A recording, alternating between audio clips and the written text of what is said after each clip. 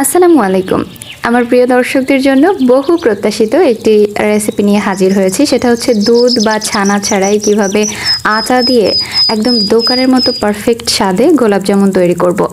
হ্যাঁ, এখানে আমি অনেকগুলো টিপস অ্যান্ড ট্রিক্স শেয়ার করেছি। যেহেতু বুঝতেই পারছেন মিষ্টির বিষয়টা, সেটা হচ্ছে তাও আবার আটা দিয়ে আর একদম দোকানের মতো করে, তাই অনেকগুলো টিপস তো থাকবেই। তাই আপনাদেরকে অনুরোধ করব, অবশ্যই আমার মতো যারা অধৈর্য কিছু ভিউয়ার্স আছেন তারা কিন্তু ভিডিওটিকে স্কিপ করবেন না। স্কিপ না করেই সম্পূর্ণ ভিডিওটি দেখবেন, না হয় কিন্তু আপনার ওই স্কিপ অংশেই কিন্তু অনেকগুলো টিপস চলে যেতে পারে। তো চলুন শুরু করছি। বিসমিল্লাহির রহমানির রহিম। প্রথমেই আমরা হাঁড়িতে পানিটা নিয়ে নিচ্ছি, আর এখানে হচ্ছে আমি আমার প্রয়োজন মতো পানি নিয়েছি। মানে সবার আটার থিকনেসটা তো একরকমের থাকে না, মানে কারো আটাটা পুরনো হয়, কারো আটাটা নতুন হয়, তো পানিটাও কম বেশি লাগতে পারে। তো প্রথমে আমি লবণ দিয়ে নিচ্ছি পানির মধ্যে, দেখতেই পাচ্ছেন। তো পানিটা হচ্ছে ফুটতে শুরু করছে এখন। তো পানিটা হচ্ছে আমি প্রায় হাফ কাপ নিয়েছিলাম, যেহেতু আমি 1 কাপ আটা নিচ্ছি, তা হাফ কাপের থেকে একটু কম নিয়েছিলাম পানিটা। তো আমি এখানে বসুন্ধরা গ্রুপের আটা ব্যবহার করেছি। এরপরে পানিটা ফুটতে শুরু করেছে, এখন কিন্তু আমি 1 কাপ আটা দিয়ে দিচ্ছি। আসলে আমি হচ্ছে 2 বারে 1 কাপ আটা দিয়েছি, এজন্য হচ্ছে 2 বার দিলাম, কিন্তু এখানে আমি 1 কাপই দিয়েছিলাম। আপনারা আপনাদের পছন্দের মতো যে কোনো কাপ দিয়ে মেপে নিতে পারেন। তো এরপর একটা কাঠি দিয়ে খুব ভালো করে আটাটাকে একটু নেড়ে নিচ্ছি, আর একদম সম্পূর্ণ আটাটা ভিজে যাওয়া পর্যন্ত অপেক্ষা করছি। চুলার আঁচটা কিন্তু এই পর্যায়ে একদম লো করে রেখেছি। এই ট্রিক্সগুলো অবশ্যই খেয়াল করবেন। ধরেন এখানে যদি আপনার আটাটা খুব ভালো করে সিদ্ধ না হয়, সেক্ষেত্রে কিন্তু আপনার মিষ্টিটা ভালো করে ভিজবে না। এটাও কিন্তু একটা ট্রিক্স। চুলাটা অফ করে এটাকে ঢেকে রাখবো 5 মিনিটের মতো। এরপর একটা প্লেটে উঠিয়ে নিয়েছি আমি। এখন কিন্তু এটা কুসুম গরম বা তার থেকে একটু বেশি গরম আছে, মানে হাতে সহ্য হচ্ছে। এরপর যে এটাকে খুব ভালো করে মথে নিতে হবে, এটাও কিন্তু একদম ভালো করে ফলো করতে হবে। মথে নিতে নিতে আমি এখানে হাফ টি স্পুন, মানে 1 চামচও না, হাফ টি স্পুন বাটার অ্যাড করে দিচ্ছি। আপনারা চাইলে একটু ঘি দিতে পারেন। আর হচ্ছে দিচ্ছি হাফ টেবিল স্পুন, মানে হাফ টেবিল চামচ বেকিং পাউডার। হাফ টেবিল চামচ মানে আধা টেবিল চামচ, এটা কিন্তু অবশ্যই খেয়াল করবেন। আর বাটারটা দেওয়ার কারণে খুব ভালো একটা স্মেল আসবে। আপনারা চাইলে এখানে কিন্তু ঘি অ্যাড করতে পারবেন, কিন্তু তেল অ্যাড করতে পারবেন না। তো আমি এখানে অল্প একটু বাটার দিয়েছি, মানে আপনাদের সুবিধার্থে, মানে যত কম অ্যাড করে বা কম ব্যবহার করে পারা যায়, এজন্য। তো এরপরে হচ্ছে আটাটার যে একটা গরম আছে, মানে কুসুম যে একটা গরম আছে, এটাতে কিন্তু বাটারটা মেল্ট হয়ে যাবে এমনিতেই। খুব ভালো করে সব কিছু মিশিয়ে নিতে হবে, একদম ভালো করে মথে মথে ঘষে ঘষে মেশাতে হবে। আর বাটারটা কিন্তু অলরেডি মেল্ট হতে শুরু করেছে। এর পর্যায়ে এক সময় মানে দেখবেন যে মাখতে মাখতে একটা ডো এরকম হয়ে গিয়েছে। ডোটা ঠিক স্মুথ আর এতটা সফট, হাতেও লেগে আসছে না। দেখতেই পাচ্ছেন আমার হাতটা বা প্লেটটা কতটা ক্লিয়ার হয়ে যাচ্ছে।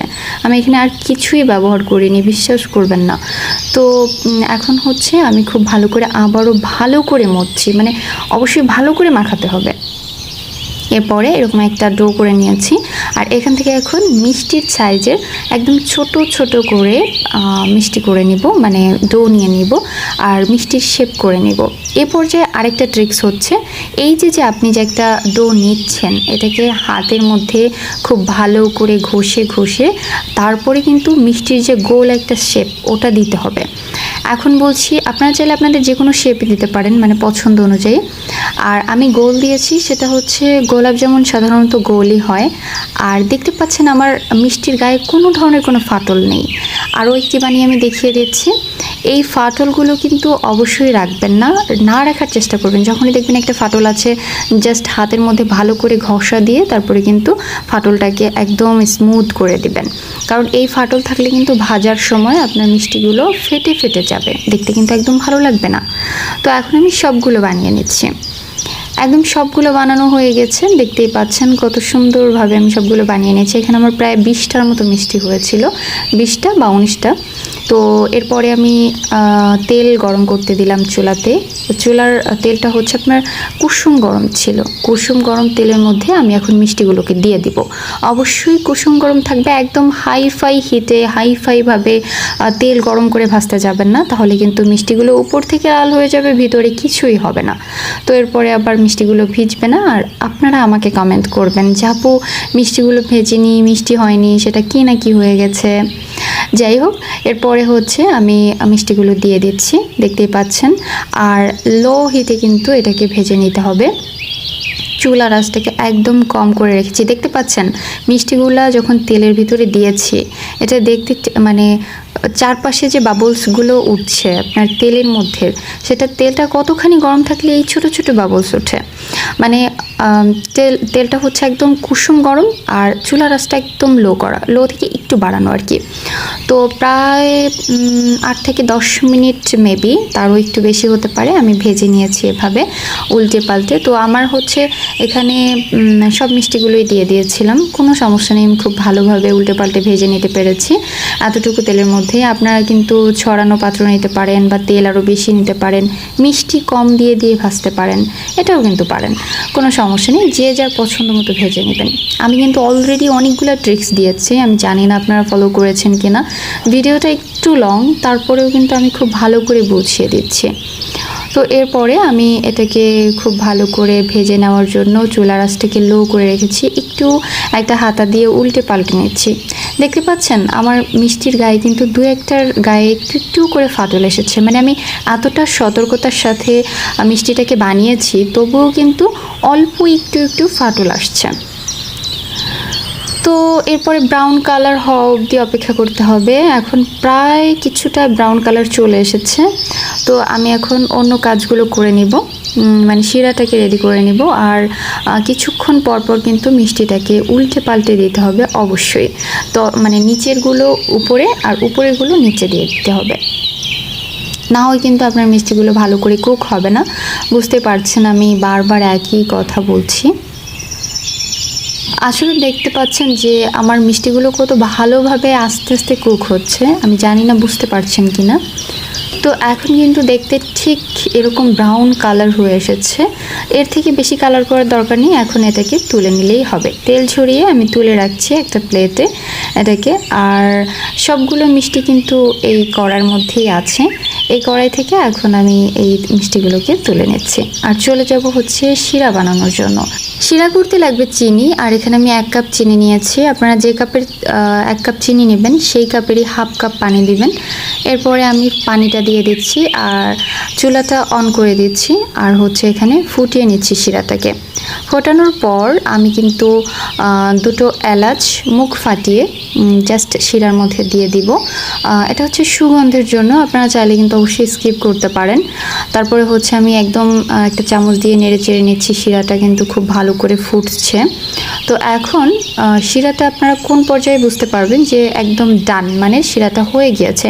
এখানে কিন্তু 1 তার 2 তার এগুলো করা যাবে না, আমি আপনাদের হাতে নিয়ে দেখিয়ে দিচ্ছি যে শিরাটা ঠিক কেমন হবে। এই যে দেখেন কেমন একটা আঠালো আঠালো আঠালো, কিন্তু একটা তার হচ্ছে না, কিন্তু আঠালো কিন্তু একটা তার হচ্ছে না। এই পর্যায়ে কিন্তু আমি মিষ্টিগুলো দিয়ে দিচ্ছি। স্ক্রিনে দেখতে পাচ্ছেন, আপনাদের বোঝানোর ক্ষেত্রে কিন্তু আমার কথা আর ভিডিও একটু এদিক ওদিক হয়ে যাচ্ছে। তো এরপরে আমি সবগুলো মিষ্টি দিয়ে দিচ্ছি। আপনারা চাইলে কিন্তু একটা ছড়ানো পাত্রে নিতে পারেন, আমি আগে থেকেও বলেছি। আমার এই পাত্রটাই ঠিক ছিল এজন্য।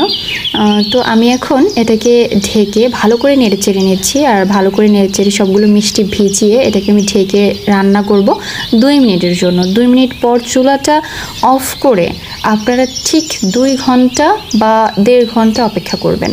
আমি যদিও 10 মিনিট পরই আমি মিষ্টিটাকে ঢাকনাটা খুলে নিয়েছিলাম, মানে চুলা বন্ধ করার 10 মিনিট পর জাস্ট আমি নামাজটা পড়েই তারপরে হচ্ছে ঢাকনাটা খুলে নিয়েছি। এখন দেখতে পাচ্ছেন মিষ্টিগুলো রসটা কিভাবে টেনে নিয়েছে আর কতটা সফট হয়েছে মিষ্টিগুলো, দেখেন দেখেন কতটা সফট। আমি একটু সার্ভ করে দেখিয়ে দিচ্ছি। একটা প্লেটে উঠিয়ে নিয়েছি মিষ্টিগুলোকে, আর হচ্ছে এরপরে কেটে নেওয়ার পালা। মানে মিষ্টি হচ্ছে রান্না হলো, তারপরে হচ্ছে আপনার সার্ভ করা হলো, এখন তো একটু খেয়ে নেওয়ার পালা, তাই না? তো এখন খেয়ে নেব। এজন্য আগে থেকে একটা প্লেটে একটু সাজিয়ে নিয়ে একটা ফ্রিজে করে আমি এটাকে আপনাদের কেটে দেখিয়ে দেব। আর সত্যি এত অল্প সময়ে এই মিষ্টিটা বানানো যায় না, একদম বিশ্বাস করবেন না। আপনারা চাইলে কিন্তু 2-1 টেবিল চামচ মানে গুঁড়ো দুধও অ্যাড করতে পারেন। সেটা হতে পারে বেকিং পাউডারটা যখন দিয়েছিলাম তখন, কিংবা এই যে এখন মিষ্টির উপরে সাজানোর জন্য আমি কোনো রকমই দুধ অ্যাড করিনি, এটাই দেখালাম আর কি। তো আজ এ পর্যন্তই, সবাই ভালো থাকবেন আর আমার রেসিপিগুলো বাসায় ট্রাই করে জানাবেন কেমন লাগলো।